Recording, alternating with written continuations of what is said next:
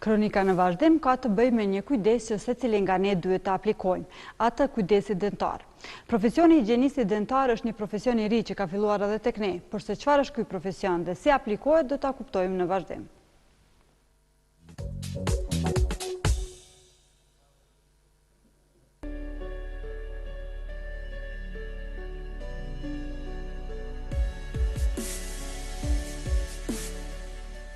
Kujdesi ndaj shëndetit oral është individual dhe kjo realizohet përmes parandalimit nëpërmjet kujdesit që duhet të aplikojmë.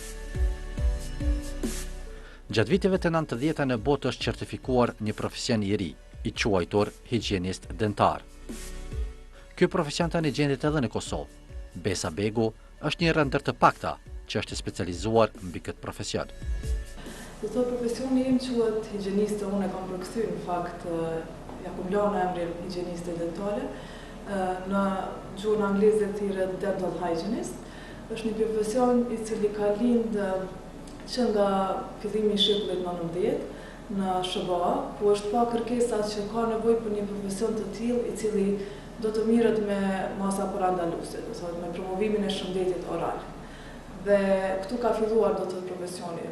Sa i përket, sepse unë jam shkolluar në Suedi, ky profesion ka filluar ose është licencuar si profesion që nga vitit vonë faktikisht në vitet 91 dhe aty ka filluar do të thotë të përvetësohet si profesion i tillë.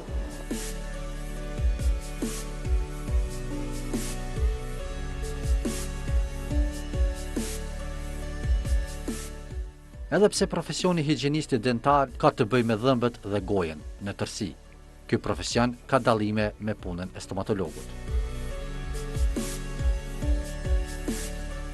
Në fakt ka disa dallime, sa i përket kompetencës sigurisht që stomatologu ka një kompetencë shumë më gjerë, sepse edhe studimet janë shumë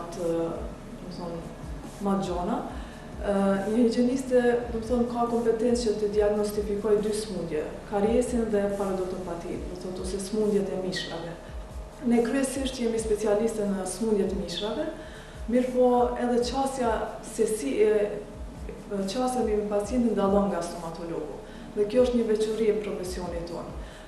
Ne mundohemi që ta edukojmë pacientin, flasim shumë me pacientin. Është ndoshta një profesion më pedagogjik, nëse e kishim dalluar nga stomatologu. Është një profesion edhe që punon në terren, do të qoftë në kopshte, qoftë në shkolla, apo edhe në shtëpi të pleqve. Do të thonë, ne jemi një profesion i cili promovon thjesht shëndetin oral. Sipas Besës, gjendja mbi higjienën nuk është e mirë.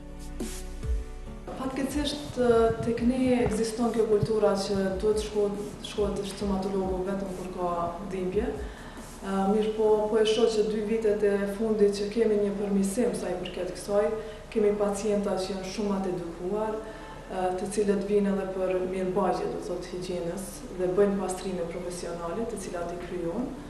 Në përgjithësi, domethënë kemi një gjendje të rëndë në Kosovë, ku disa studime që janë bërë tregojnë se kariesi tek fëmijët është diku 85 deri 95%, që është një shifër shumë alarmante. Dhe kjo flet se mungon kjo pjesa e preventivës në ordinancat tona stomatologjike. Po shpresoj që gjenerata e re e stomatologëve do ta riorientojë, do thotë, stomatologjin drejt preventivës, sepse mendoj që është e rëndësishme dhe është pjesë e etikës profesionale që të mendojmë dhe ta kemi pacientin në qendër të vëmendjes. Dhe kjo është, domethënë, arti i krejt kësaj punës time që pacienti duhet të jetë në qendër të vëmendjes dhe ne gjithnjë të luftojmë që pacienti të ketë një shëndet oral sa më të mirë, sepse ajo natyrisht që ndikon në mirëqenien e tij.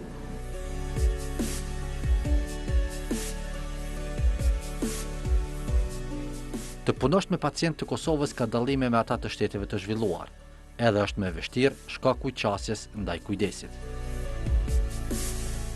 Realisht nuk është as pak i lehtë, nëse dallojmë prej punës time në Suedi, aty është një punë pak më e lehtë, sepse janë pacientat pak më të edukuar, nëse kam drejt të them ashtu.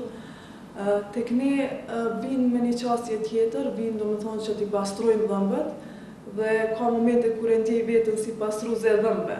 Dhe më vjen keq që është, domethënë, kategorizohet si punë ashtu, mirë po besoj që veç ka fillu një klientel, ti them, pacientave, të cilët po e vlerësojnë profesionin tim dhe vinë me kontrolla shumë sistematike dhe më dëgjojnë këshillat dhe vetë e shohin që ka përmirësime në shëndetin oral të tyre.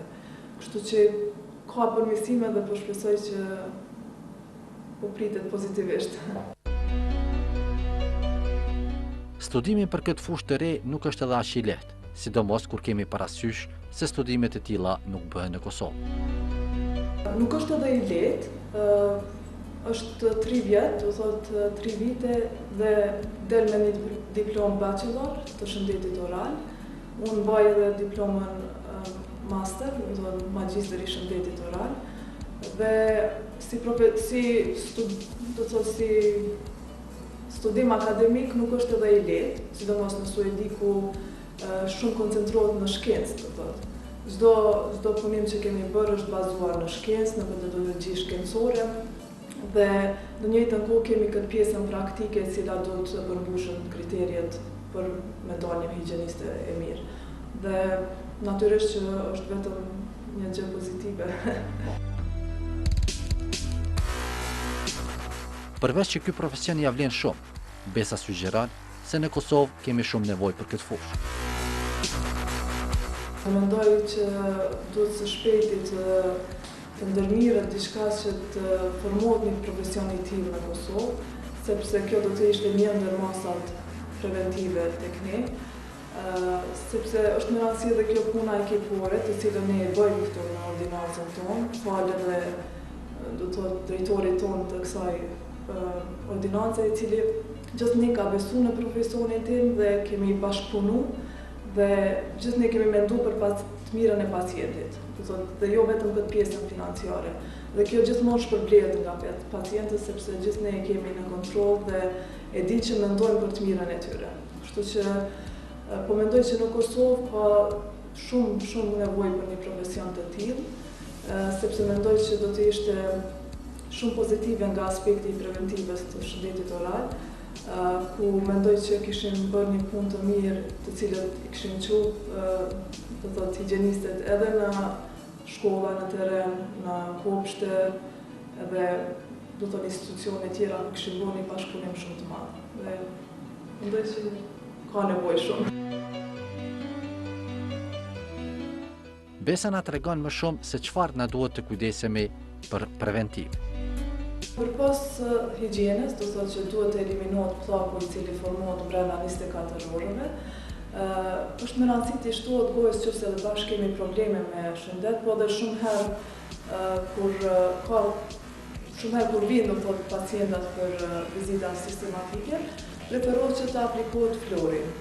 Ju e dini që çdo pas sot në treg përmban flor, po në shumë raste është në rëndësi sidomos çdo 6 muaj përpon këto kontrolla sistematike që të aplikohet flori tek pacientët, sepse flori bën dhëmbin më rezistent dhe parandalon do të thotë kariesin.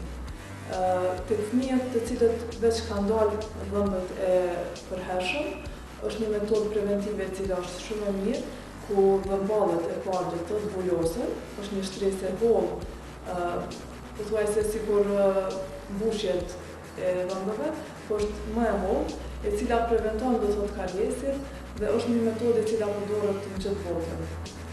Si metodë preventive është shumë e mirë. Këshilla e Besës mbi higjienën është të kujdesemi me pastrimin e dhëmbëve. Shëndeti oral, domethënë nuk ka nevojë edhe për shumë kujdes.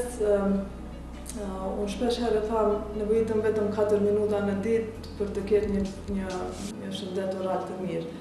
Do thotë pastrimi i thjesht me brush, mëngjes dhe mbrëmje ka 2 minuta, është shumë i rëndësishëm për të mos harruar edhe pastrimin në mes të dhëmbëve, sepse është shumë i rëndësishëm, sepse zakonisht aty edhe bëhen probleme siç është kariesi apo gingiviti apo smundje tjera të mishrave.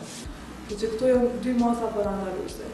E tjetra ndoshta pak më e gjanë është që të edukojmë gjeneratat e reja, sepse preventiva natyrisht që fillon që nga fëmijëria dhe mendoj që është e rëndësishme që fëmijët të edukojnë nuk ka nevojë që të ketë dhimbje për të ardhur te stomatologu, po është mirë që t'i shkollojmë që nga fillimi të vinë, t'i shohim mjetet tona, që ta krijojnë atë ndjenje pozitive.